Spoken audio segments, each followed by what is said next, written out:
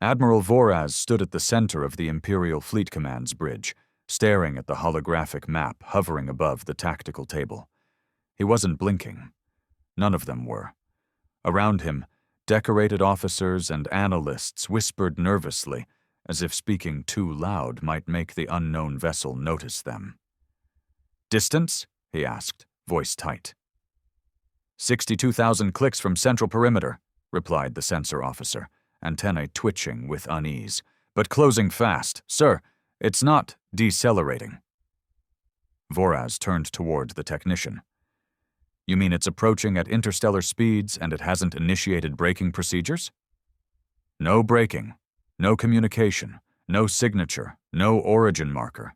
It just appeared. The Admiral's mouth dried up. That wasn't supposed to be possible.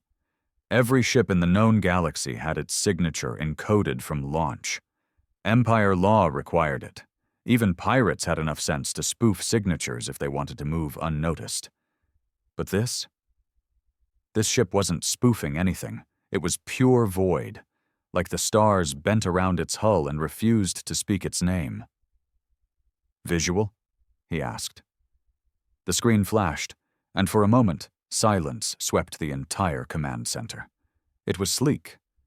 Not in the ornamental, over-designed way of Imperial warships, but in the purposeful, terrifying simplicity of something built to do only one thing. Its hull was matte black, so dark it almost hurt to look at. It glided like it didn't obey normal physics, carving through subspace as if space itself parted out of respect. Or fear. It's human, someone whispered. The word hung heavy in the air. Human. The Terrans. The ghosts of the Orion conflict. The race everyone believed was extinct. They had vanished 100 years ago. After the war, after the Battle of Jara, after the Empire scorched Earth's atmosphere and poisoned its colonies, declaring victory over a species that had dared to resist. The official record said the last Terran ship self-destructed rather than be captured. That was a century ago. And now, this. Voraz turned to his communications officer. Any attempt at contact? On all channels, no response, but what? The officer looked pale, an oddity for a species with green skin. Sir, it is transmitting, but not in our language. It's speaking Terran Standard. They all stared. Translate it. There was a long pause before a mechanical voice filled the bridge, cold and emotionless. You erased us. You silenced our children. Now we remember. Now we return. Every being in the room felt it, that creeping feeling down the spine, that chill of knowing the universe just got bigger and darker. This wasn't a threat, it was a promise. Voraz grabbed the side of the console. Scramble defense squadrons, activate planetary shields, alert the High Council. Another voice interrupted, one they hadn't authorized. The transmission cut through their encrypted systems like butter. It was human again, but this time it didn't sound machine-processed. It sounded angry. This is the SV Vengeance. No further warnings. Stand down or be dismantled. The communication ended. Silence again. Then the sensor officer croaked, It's speeding up! Panic bloomed. Voraz felt his heart lurch. No ship should be able to accelerate like that.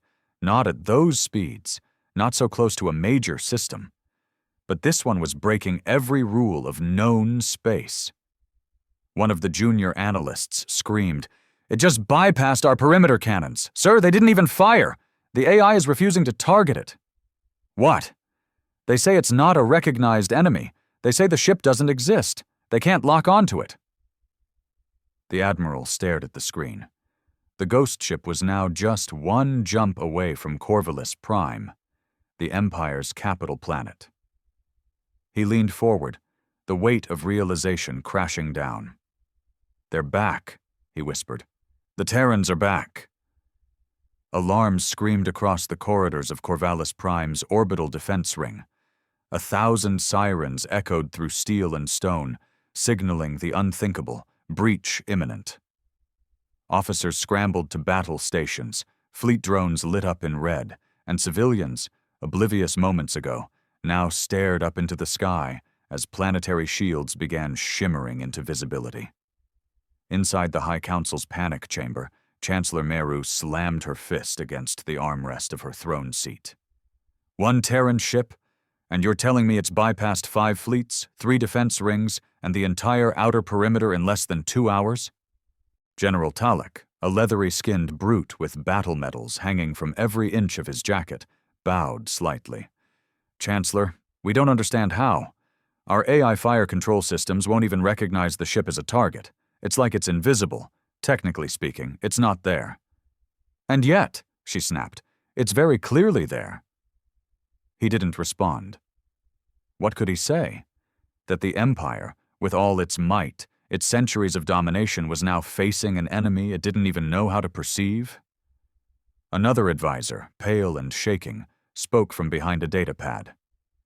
"Ma'am, there's more. We just received a transmission from our deep archive vault. It wasn't sent from the Terran ship, but it activated as soon as it arrived within system range." Meru raised an eyebrow. "Deep archive? Those aren't even connected to the grid." "I know," the advisor whispered. "But this one had a Terran backdoor. We believe it was embedded during the Jara conflict and has been dormant for the past 98 years. She stared at him. "And what does this transmission say?" He hesitated. "It's a voice recording, from a human, a captain named—" He glanced down again. "Captain Rourke." The room went still. Chancellor Meru sat back, stunned. That name was infamous. A war criminal in the Empire's records. A human naval commander who'd orchestrated multiple strikes against Imperial outposts during the war. They had officially declared him dead after Jara, another ghost. "Play it," she demanded. The room filled with static, and then a deep voice, human, calm, and slow. "To the Empire, you taught us that mercy was weakness. You taught us that silence meant safety. You burned our skies, buried our cities. We are what you made us." A pause. "This message is for the one who pressed the button. Chancellor Meru of the Valis Ascendancy. We remember your face." Everyone turned to her. The Chancellor's mouth trembled just for a second. She had been a junior officer then, back when she authorized the release of the final Radiance bomb on Earth's upper hemisphere. She told herself it was the only option, that the Terrans would have wiped them out if they hadn't struck first. "I was following orders," she muttered. General Talek looked at her. "He doesn't care." Suddenly, all system lights blinked red. A voice, a different one, mechanical and cold, spoke over their comm systems. "Core defense grid compromised, Sector 0 breached, outer shields down, unauthorized landing detected on upper spire deck." Talek barked. "What? How?" Another officer burst in, panting. "Ma'am, something is on the planet. The Terran ship deployed something. A small object. It descended fast, straight through the atmosphere, and it didn't trigger any alarms. We didn't even see it." "Where is it now?" "Upper spire. It's walking." "Walking?" Meru echoed. It's not organic, Chancellor. It's a machine. Or a suit. Some kind of Terran drop unit, fully autonomous. It looks old, but it's slicing through Imperial Guard like nothing." They pulled up live footage from the security feeds. At first, all they saw was a blur. Then it resolved. A black figure, humanoid in form but standing nearly 9 feet tall, its armor jagged and burned.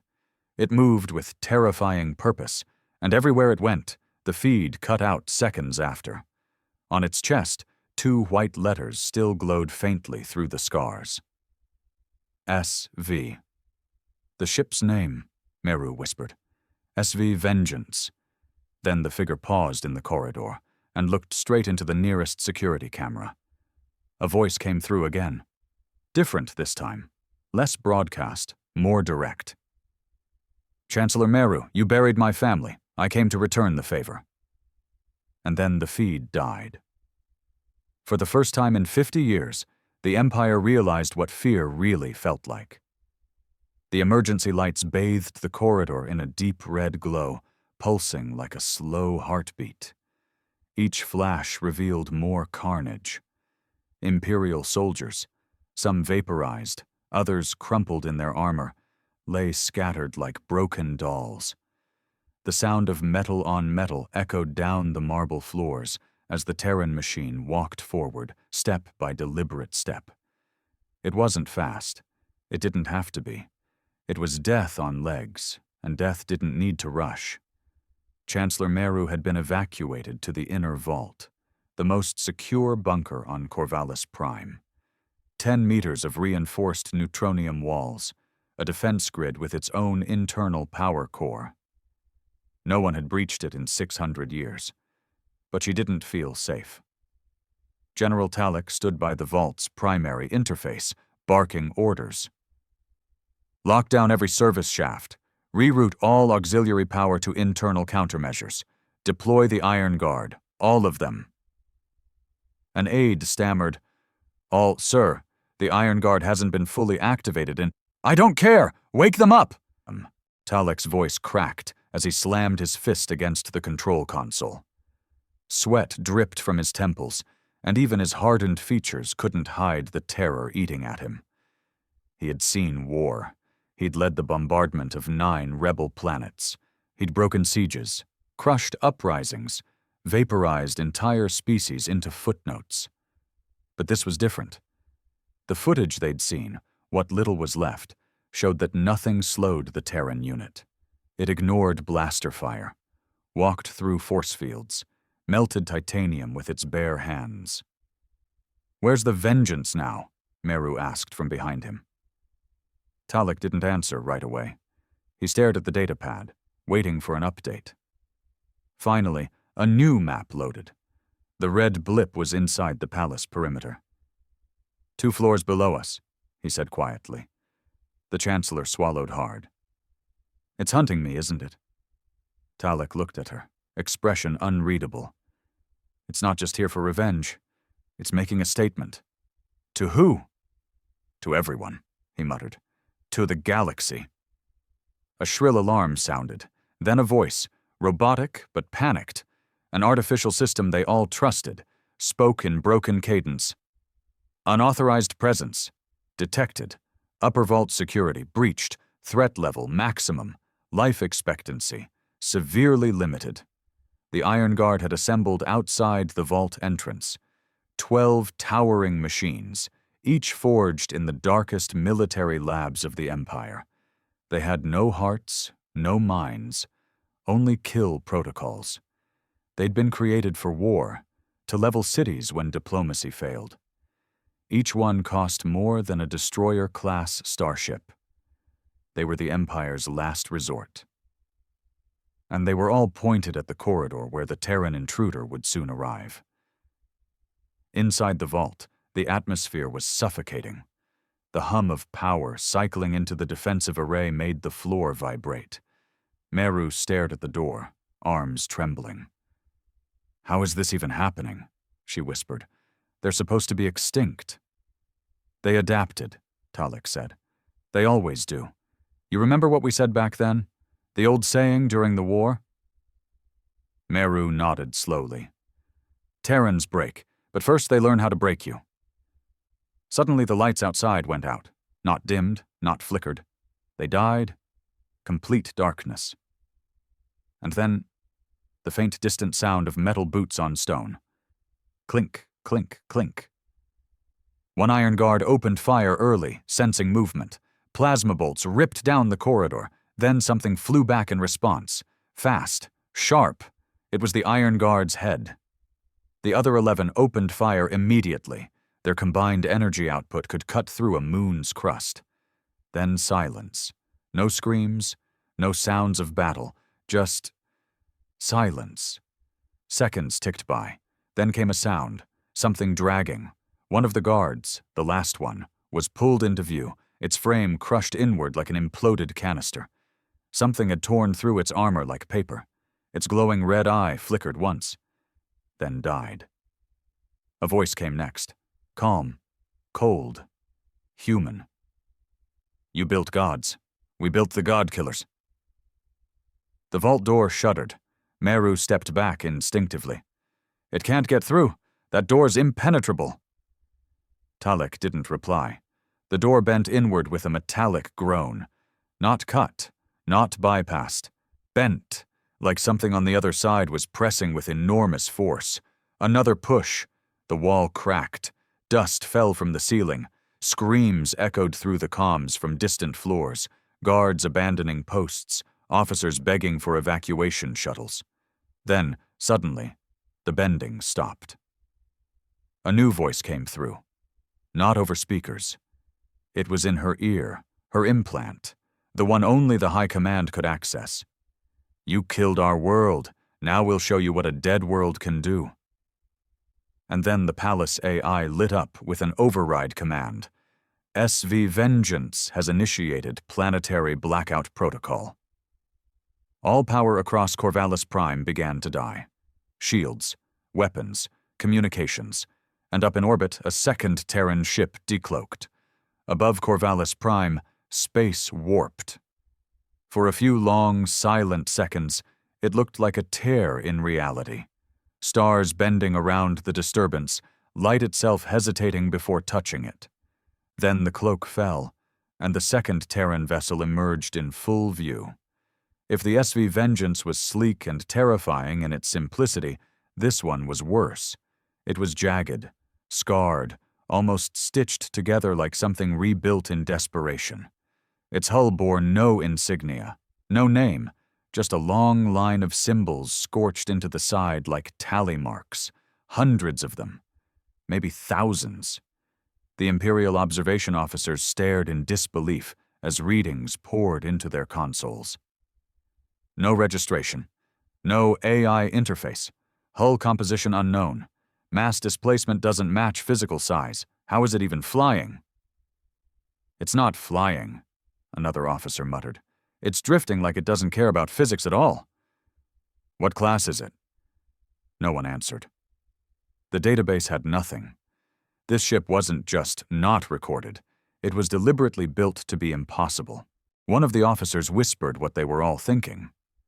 It's not a ship. It's a graveyard with engines. Back on the surface, in the darkness of the Capitol's vault chamber, Chancellor Meru and General Talek were frozen as the last flickers of auxiliary power struggled to stay alive. Emergency lighting failed, communication links dropped, and the once invincible vault door now looked like paper against the storm knocking outside. Then the second message came. Broadcasted system-wide, on every device, every screen, every neural implant. Your empire is built on ash. We are the embers you left behind, and now we burn.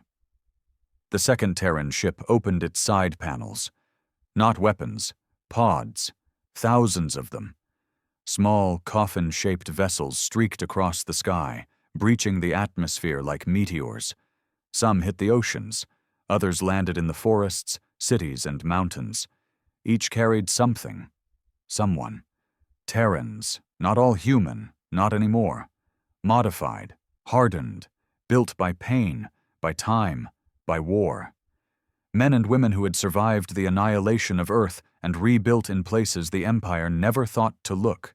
Deep in abandoned systems, in artificial habitats, hiding in shadows of stars the Empire considered dead.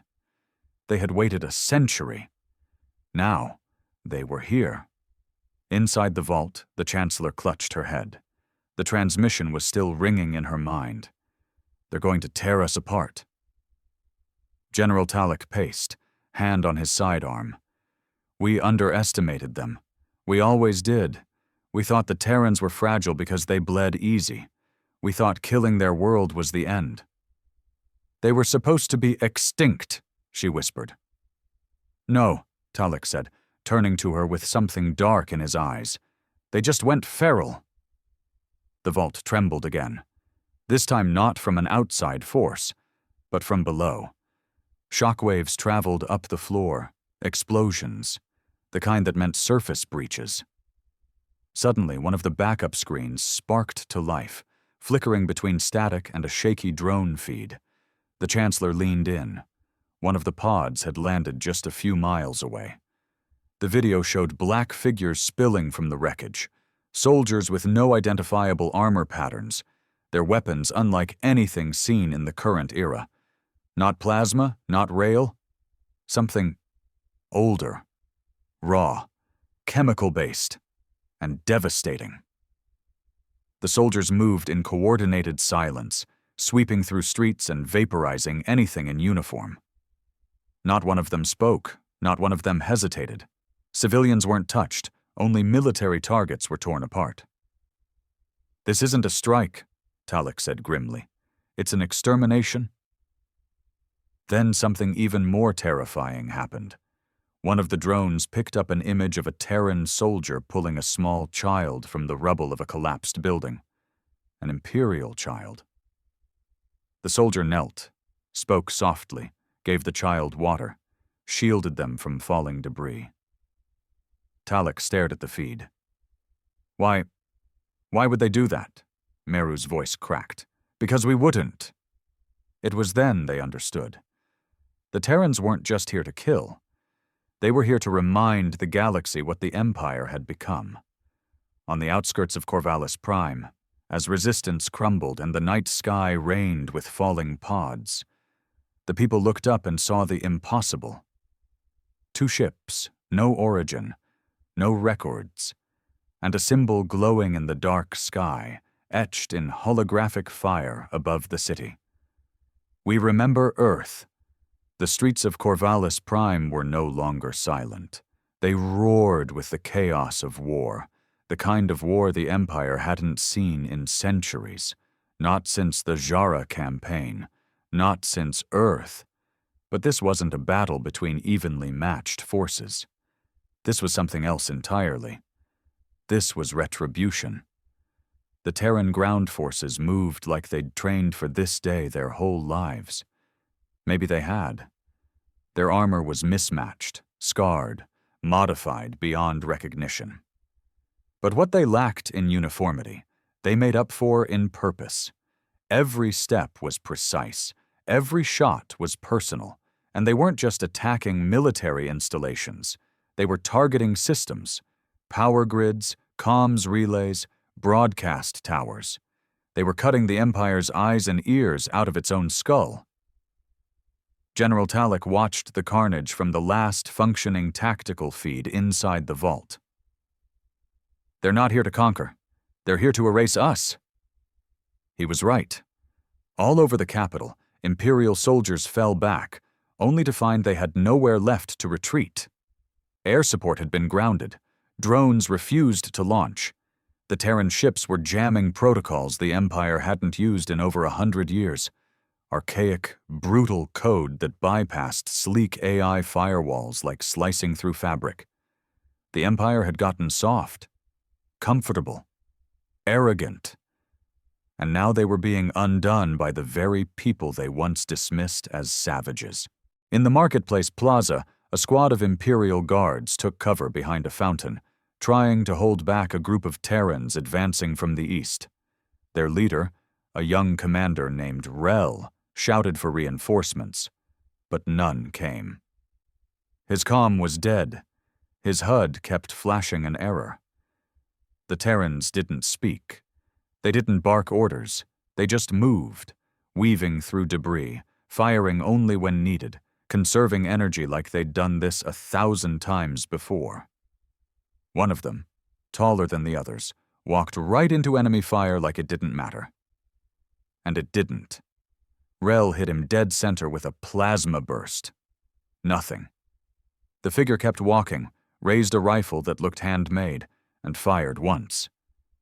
Rel's second-in-command dropped instantly. One shot, no second chances. Panic set in. These weren't soldiers. They were something else. And then came the broadcast. Not a transmission, not a message.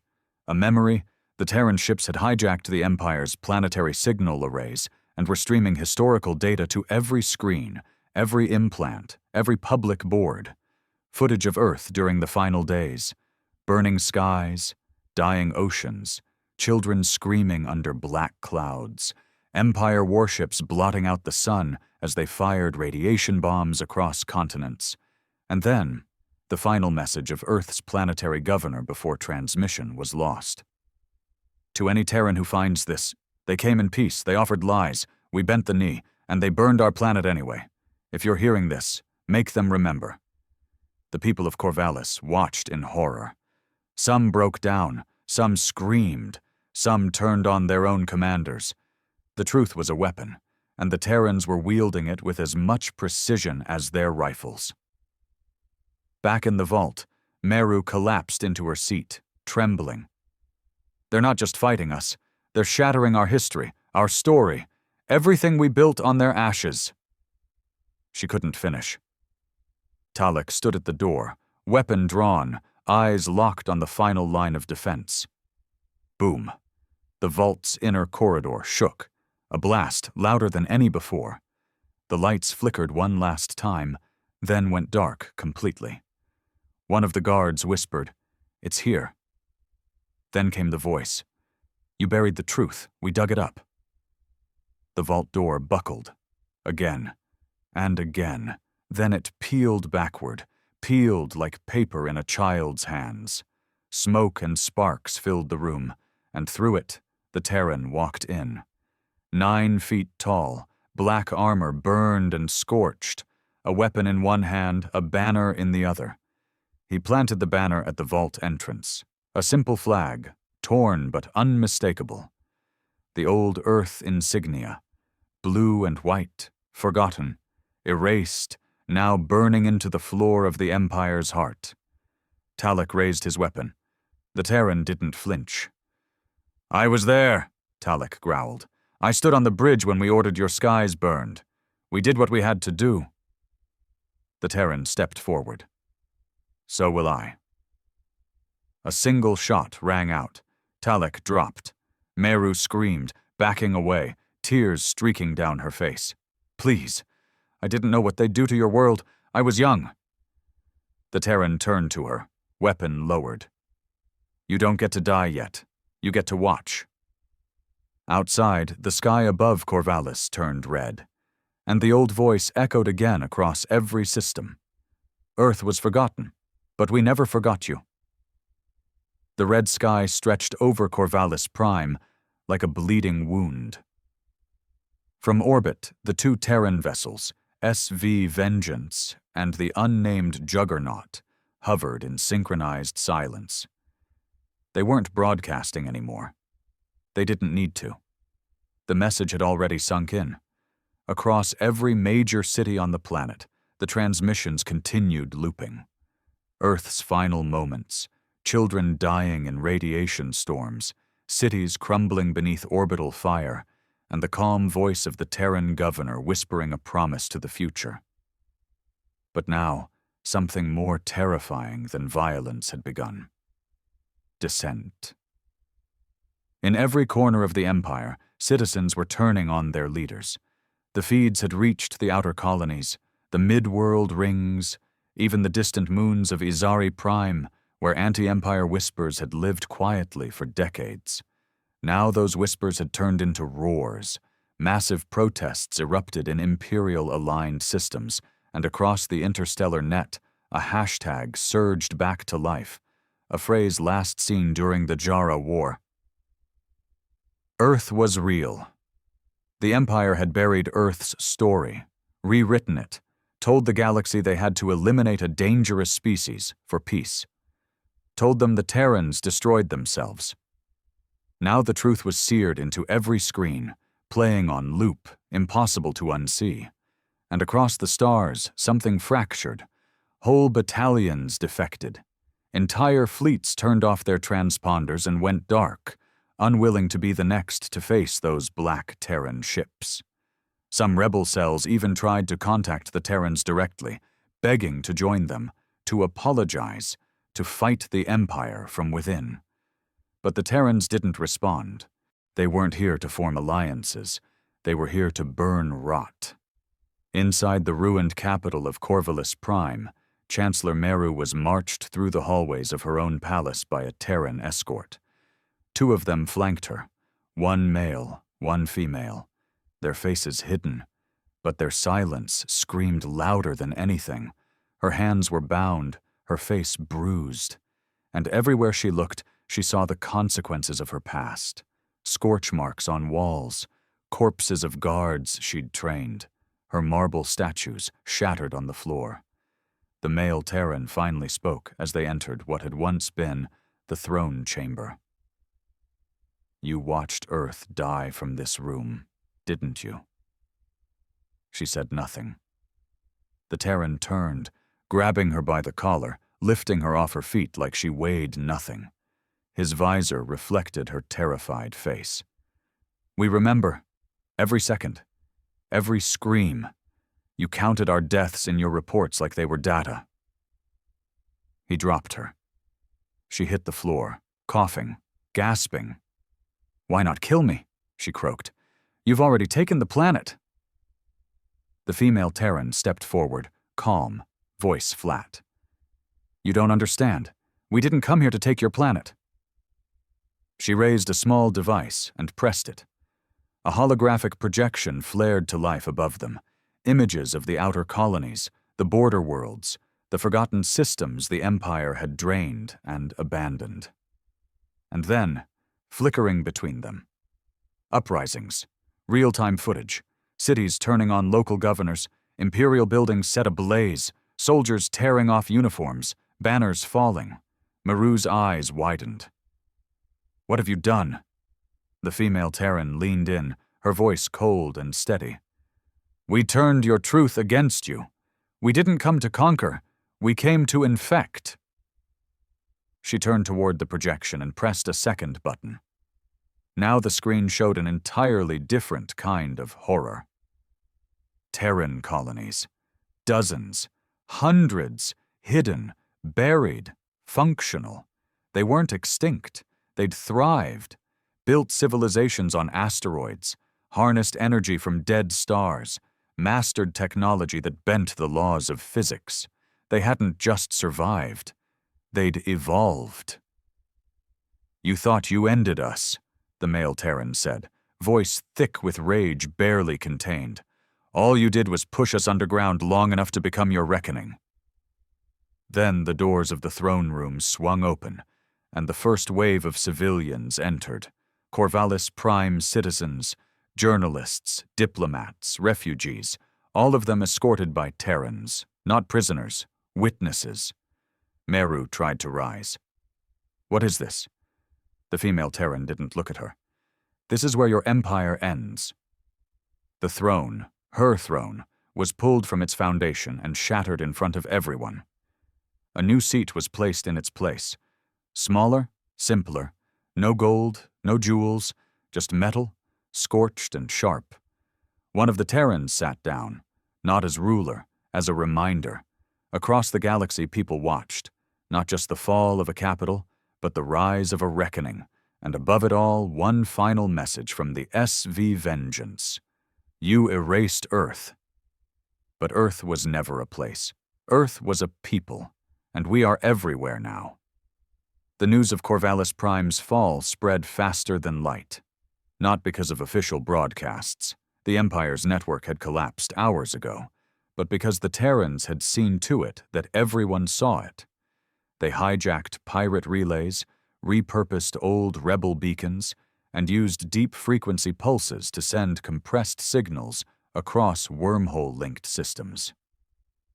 By dawn, if it could be called that on any of the dim-lit colony worlds, every outer rim station, fringe planet, and deep space trading port had seen it.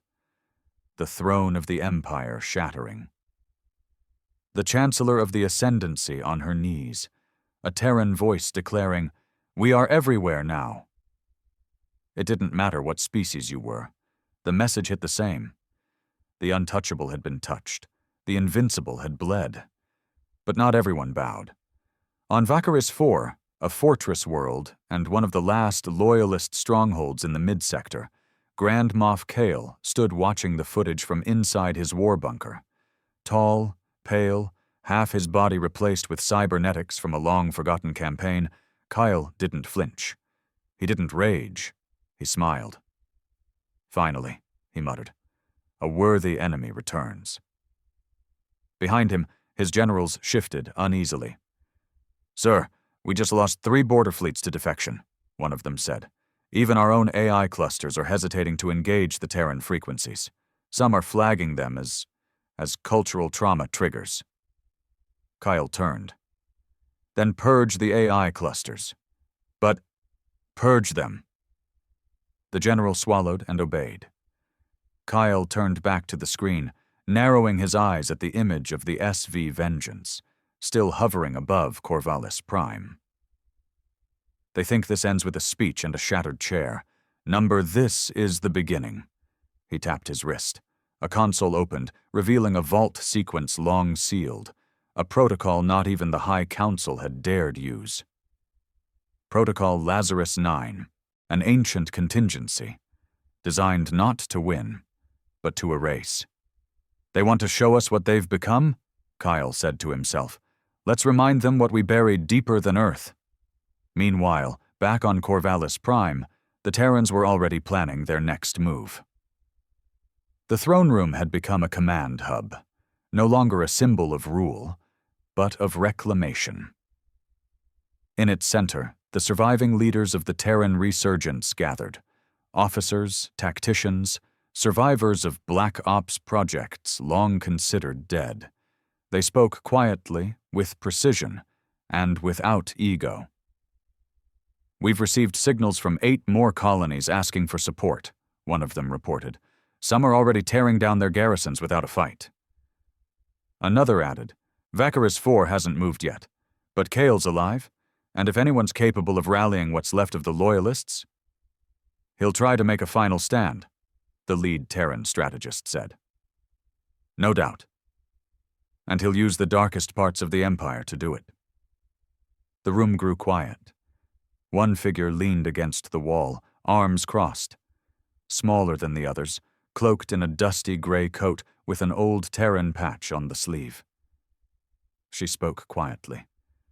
"We should have killed Kale a century ago." The lead strategist turned. "You knew him?" "I served with him, before Earth burned, before he sold us out." They all looked at her now. She pulled the hood down. Scars traced her jaw. Her left eye glowed faint blue, a cybernetic replacement. "He was part of Project Winterborn, same as me. Only he got greedy, switched sides, helped them finish us off." She pointed to the glowing holomap now showing Vakaris 4. "I'll lead the strike." Another Terran hesitated. "It's suicide." She didn't blink. "It's closure." The strategist nodded. Above them, the SV Vengeance began powering its core drive. Not for war, for travel. Destination, Vakaris 4. But as they prepared to leave, something strange happened.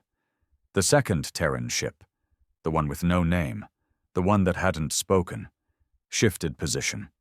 Its hull glowed red for the first time. And from it, another transmission flared. Not to Corvalis, not to the Terrans, but to Kale. Somehow they knew. Deep within the icy chambers of Vakaris IV, Kale received the message. He opened it in isolation. No encryption, no trickery, just a simple voice, familiar, human, cold. "We remember you, Kale. We remember the children you locked in cryotubes. We remember the weapons you tested on your own species. You survived Earth's fall. But Earth survived you." The message ended. Kyle stood still for a moment. Then he laughed, a hollow robotic sound. "They think they can judge me?" he said aloud. He opened the vault. Inside, rows of glass chambers hissed to life, each one containing something worse than death. Soldiers groan in silence. Bioweapons, artificial minds created in the final hours of Earth to fight the very thing the Empire feared most. Human rage. Kyle whispered, Let's see how well they remember hell. Space over Vakaris 4 was unnaturally still. No trade ships, no patrols, no civilian traffic, just the oppressive silence of something ancient about to wake. From orbit, the SV Vengeance drifted into low position, shadowing the icy mountain range that crowned the planet's northern hemisphere. Its weapons were silent, its engines cold, but the presence of it, the weight, could be felt across every comm line, every neural implant tuned to its signal. Inside the ship, Terran operatives made final checks. Most said nothing. What could they say?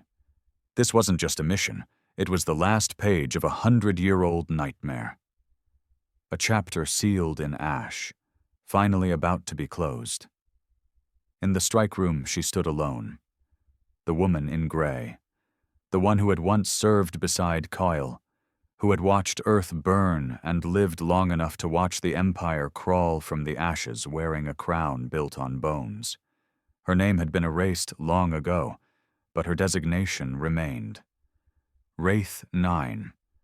She loaded her weapon, an old kinetic rifle, polished but worn from years in exile. It had no smart systems, no auto-aim, no AI, just her hands, and the promise she made when the sky turned red over her home planet. I'll be the last thing he sees. The doors opened. The Terran command strategist nodded. The drop point is ready. She stepped in without a word. Moments later, her pod burst from the belly of vengeance like a silent comet. On Vakaris 4, Kale stood in the heart of his fortress, deep beneath the ice. He was no longer just cybernetic. He had gone beyond, grafted with void tech, surrounded by machines that pulsed with the stolen genetic code of dead Terran soldiers. Around him stood the Lazarus Guard, failures of old Terran resurrection projects the Empire had stolen and twisted, hulking, half-living, screaming without mouths. He smiled. "They'll send her," he muttered. "She always finishes what the others start." His throne, if it could be called that, was wired into the planet's crust. He controlled the defense grid, the climate weapon array, even the experimental AI buried beneath the frozen soil. He had prepared for every kind of war, except the one that walked in on 2 feet and carried nothing but silence and a rifle. The drop pod landed hard, cracking ice and sending vapor into the air. Wraith 9 emerged with her weapon drawn, sensors scanning. The cold didn't touch her. The wind didn't distract her. She moved fast through the outer perimeter, leaving the first outpost in flames behind her. Kyle's voice followed her in every corridor. He didn't scream. He whispered, like a lover from another life. "You remember what I taught you? Efficiency. Silence. Mercy is wasteful." She kept walking. "You survived Earth, Wraith, but you lost everything because of your hesitation." Another squad of Lazarus beasts came barreling toward her down a narrow shaft. She dropped to one knee and fired twice. Heads exploded, bodies slammed into walls. She didn't flinch. "Still no hesitation," Kyle whispered. "Good." The inner sanctum was dim. Kyle stood at the center, arms spread like a priest waiting for absolution. Tubes pulsed with stolen Terran DNA, old memories held in synthetic cells, a monument to his obsession. Wraith 9 stepped inside, slowly, rifle lowered but ready. He turned. "I tried to save us," Kyle said, "but they chose pride. They chose Earth. I chose evolution. You chose power," she said softly. "And then you chose to burn the rest." He smirked. "Do you really think you can kill me? Look around you. I've uploaded myself into the architecture of this moon. I am this world." "Then I'll kill the world." She raised the rifle. He lunged, faster than he should have been, modified legs launching him forward, a blade extending from his wrist. But she wasn't aiming for him. She shot the tube behind him. A burst of chemical plasma erupted, washing him in fire and light. He screamed, half machine, half man, and all of it burning. She charged through the smoke, jammed the rifle to his chest, and whispered, "For Earth," then pulled the trigger. Outside, the ground cracked. The fortress began to collapse into the frozen abyss, and above, the SV Vengeance picked up a signal. One word. Done. They didn't wait. Orbital engines fired. The unnamed Terran dreadnought descended in silence, and then with no sound but raw energy, it fired its core. Vakaris 4's surface imploded. No explosion, just sudden, pure silence, as if the entire planet had been deleted from existence. Weeks later, in a neutral zone near the galactic fringe, a message played across every channel. The Empire has fallen. Its tools of oppression are buried. Earth's children are not conquerors. We are witnesses, and we have not forgotten. Let this be the last time anyone burns a world to feel powerful. The screen cut to black, and then only a symbol remained. A blue and white circle. The old Earth. Remembered